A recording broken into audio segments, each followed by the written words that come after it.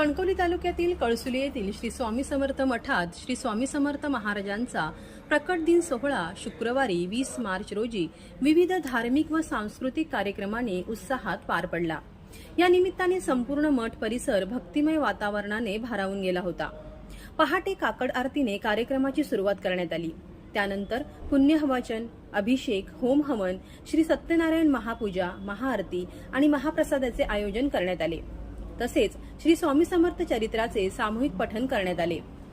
सांस्कृतिक कार्यक्रमात लहान मुलांचे सादरीकरण, स्थानिकांच्या भजनांचा कार्यक्रम, पालखी मिरवणूक, हरिपाठ, पंचक्रोशीतील भजन मंडळाचे सुस्वर भजन आणि वारकऱ्यांची दिंडी यांचा समावेश होता। रात्री हरिभजन परिपाठ बुवा विजय सुतार महाराजांचे कीर्तन झाले। यावेळी पायी हळूहळू चाला, मुखाने स्वामी समर्थ बोला या नामघोषात संपूर्ण परिसर दुमदुमून गेला होता। स्वामी नामाच्या जयघोषात भक्त तल्लीन होऊन भक्तिरसात न्हावून निघाले।